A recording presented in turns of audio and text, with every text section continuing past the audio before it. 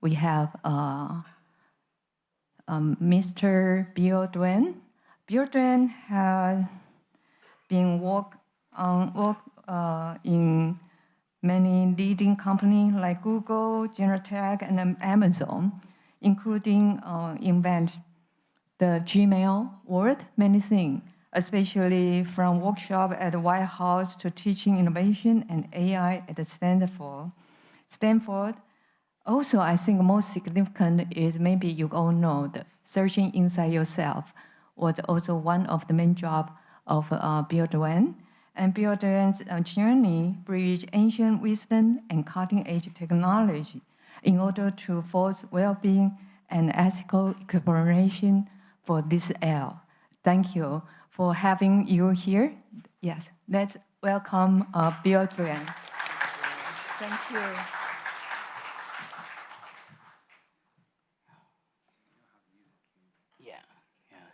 So thank you very much. It's very much an honor to be here. I want to express some gratitude for everyone who was involved, and especially the organization of this. And I want to direct some particular gratitude towards Venerable Ifa. The last time I spoke at this conference was in 2018, and two very important things happened to me.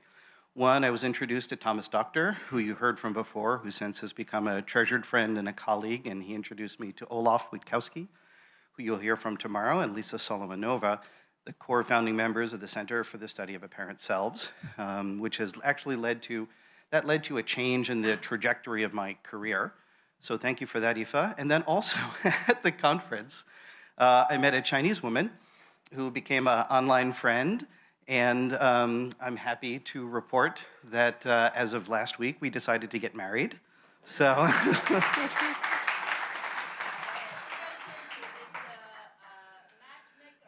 Matchmaker, exactly. And I have to say, I think in terms of value for the price of a conference ticket, I think a career and a marriage is very good value. So deep, sincere thank you to that. So which brings us to today. So we're going to be undergoing a little bit of a switch. The world between, I'm an engineer, so we're going from metaphysics to engineering. And this idea of how do we apply this in the world. So, and it is my sincere goal to finish on time. So we're going to try and cover these various things. One is I want to explain a little bit to you about my journey and my journey of healing within the context of a corporate organization. Two is to bounce between some very important context points about where the world is. Three, a quick review of the mindfulness movement, its benefits and its shortcomings within organizations, and then end up with some ideas about how to bring everything that we've heard together into a new endeavor. Okay, so this is me at Google. Thank God I'm not wearing the same shirt. That would be annoying. I wore the shirt yesterday. So I joined Google in 2005 after 10 years of technical consulting. And I worked on web search infrastructure, production engineering, and then later, as mentioned, Gmail, Docs, Calendar, spreadsheets. And if I had to describe my engine for my life at that time, I would say it was a fear and a shame-based engine, always trying to outrun my own limitations and what people thought of me and being very focused on that. So this is a very powerful engine, but it's one that's also quite destructive with a large shadow.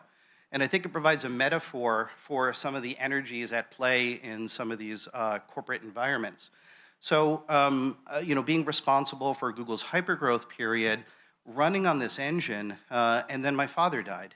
And that experience was so painful to me, and my methods of dealing with it, I had very advanced stress reduction strategies. It was the bourbon and cheeseburger method, which does not scale. I tried to. And so I went to, interestingly, a lecture on the neuroscience of emotion.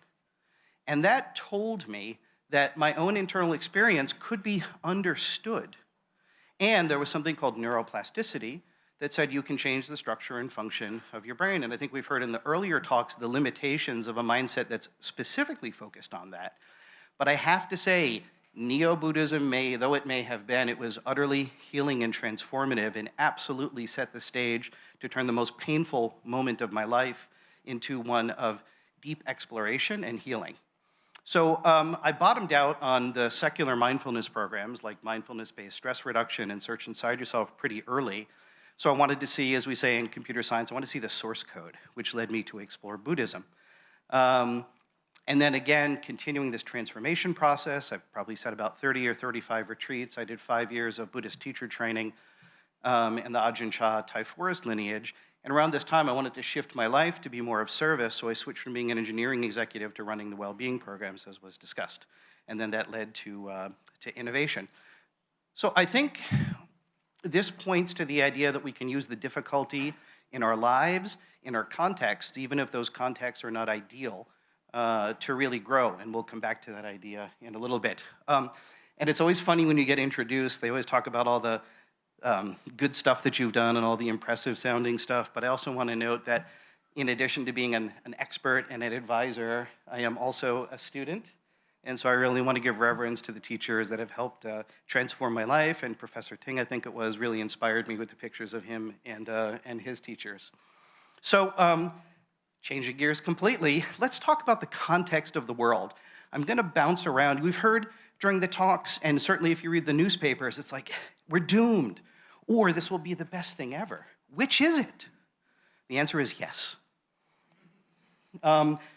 With a view towards finishing on time, I'm going to make these slides available. I'm just going to describe them at high level. What this means is that this is leaders in businesses.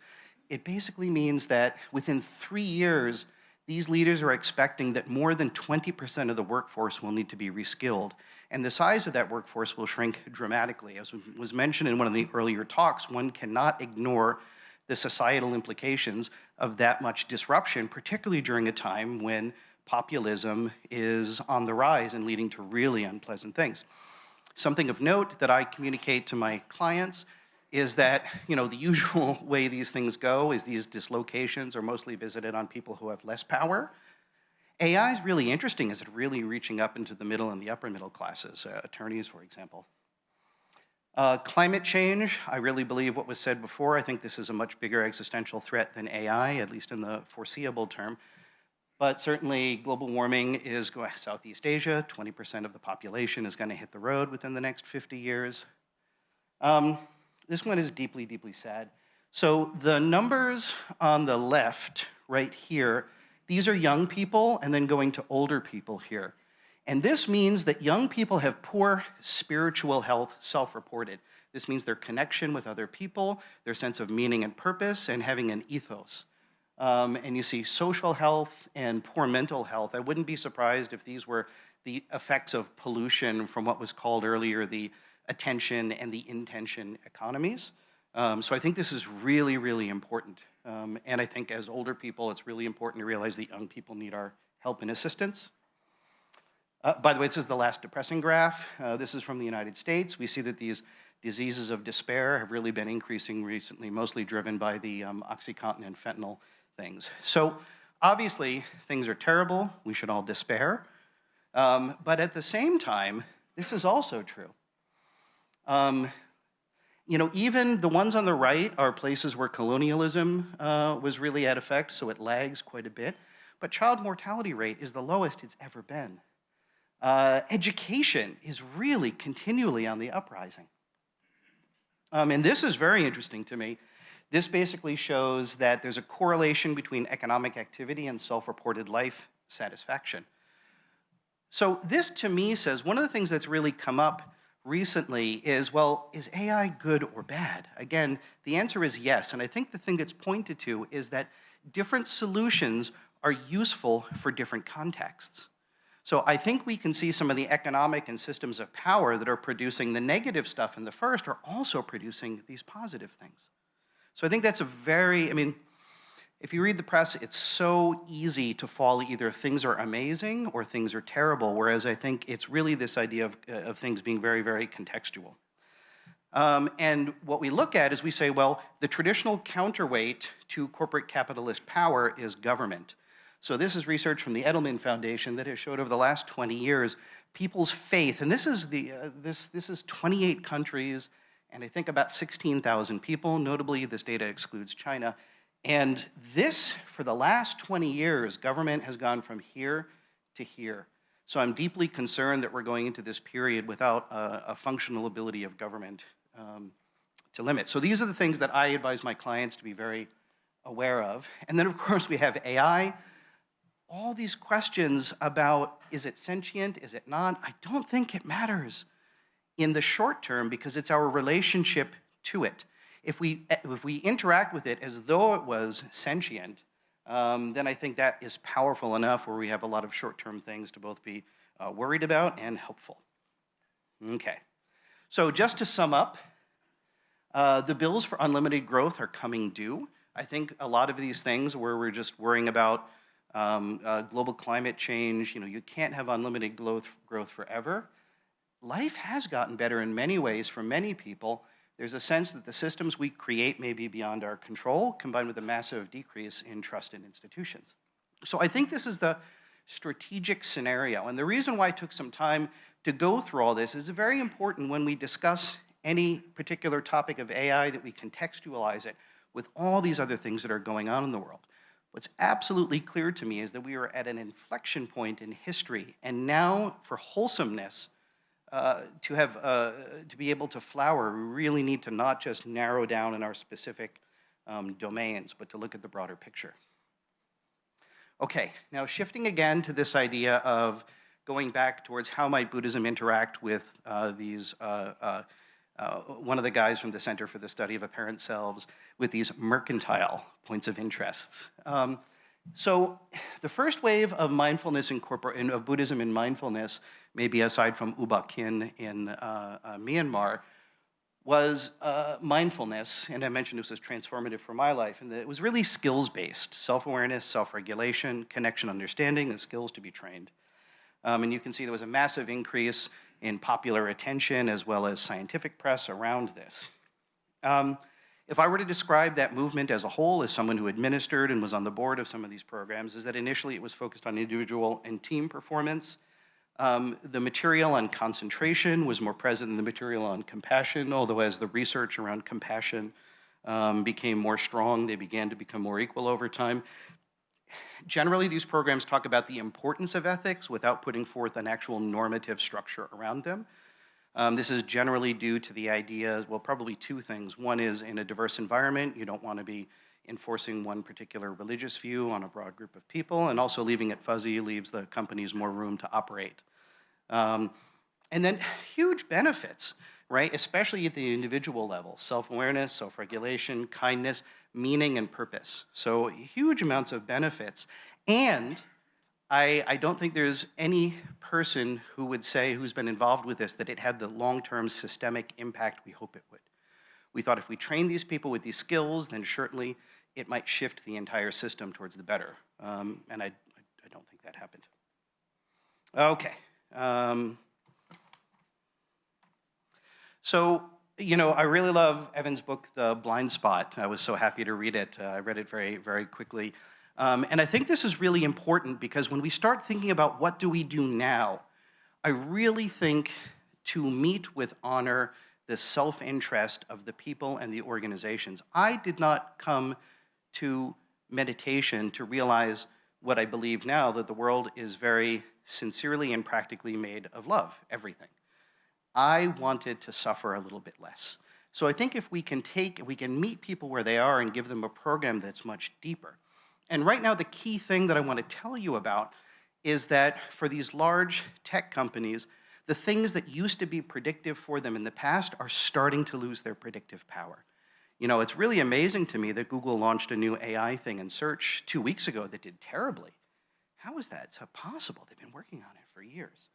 And I think the result of this is not only do we have the blind spot of extrapolatory reductionist science and engineering, but on top of that, we have a blind spot within us. If we don't have a vocabulary around compassion, about how caring for other people works, about how to perceive and cognize these things, how could we possibly build tools?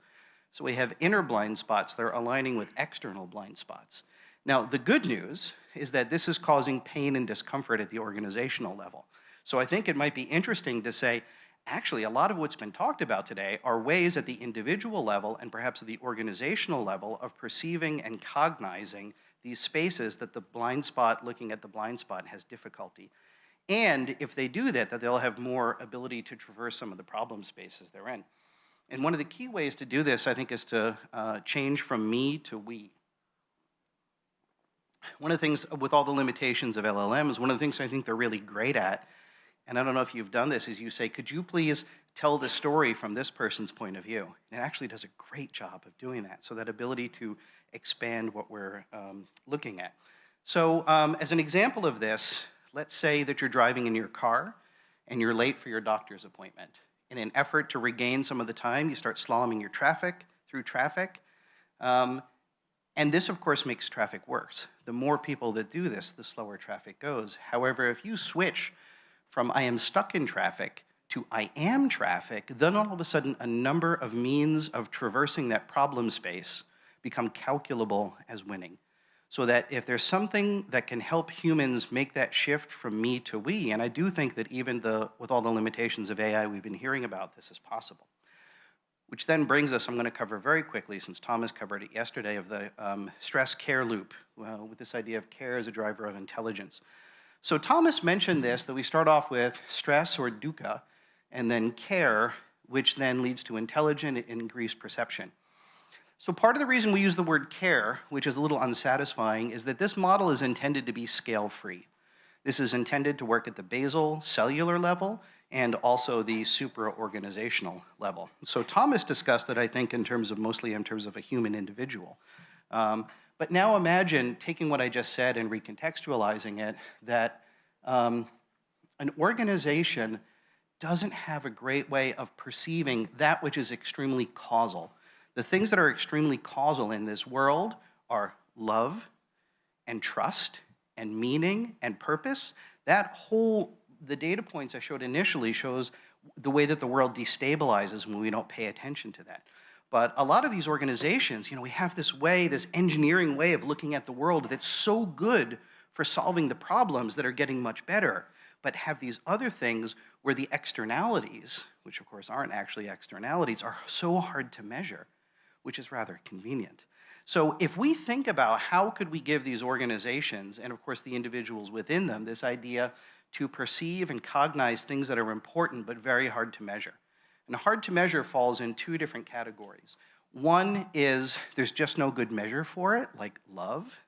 And then the second is that in the complexity and ambiguity of this world, the relationships are so complex that the best you can come up with in terms of a mathematical analysis is correlation, whereas every business wants hard causality. And so the other thing I want to mention is care. Arguments Thomas and I had initially, thank you, were I said, this is a great model, but it doesn't really match the world.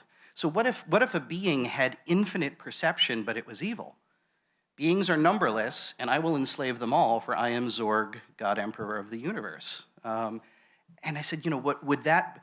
And Thomas's point that he eventually convinced me of is that if you have enough care, then you can actually not collapse into an I, me, mine way of solving the problem.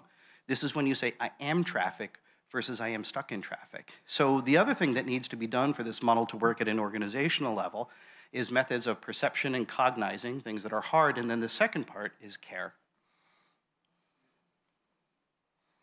Okay, so just a recap before we finish up. The limits of self-interest are becoming keenly apparent. The limits of reductionist linear thinking and problem solving are becoming self-evident in some domains. This provides the motivation of organizations to pursue this for their own survival, which really echoes sort of my own experiences when I hit my dukkha wall. A desire for wholesomeness is rising. The fact that those kids they're dying, literally, unfortunately, for meaning and purpose and decency. And this is a huge power that if we can meet it. And then my belief is literally, love is the only rational move in this realm of interconnected and interdependence. So I want to talk to you about an experiment about operationalizing love. What if we had tools and methods that developed our ability to perceive me versus we? And this is crucial. This can just not be code. This needs to be the humans making the code. And I know I will not work with any organization that refuses that aspect of it, to do training in care and compassion, self-awareness, self-regulation. And what if we were actually able to present these tools as something that would actually help them do what they're going to do? And again, this means we have to be careful about which problems we engage with. And then maybe one day, maybe these tools we're talking about become part of this we. So Olaf and I are launching the Center for Compassionate Complexity to help do these problems or explore this problem space. And Google X just hired us to do research and implement human-AI hybrid systems of care. So Google X is the skunkworks, the part of Google that does experimentation and crazy projects. And basically, they want us to explore their problems and to say, what's a place where you could try and test this hypothesis that care is a driver of intelligence? So happy and excited with that. And that's my talk, and I finished on time. Yay!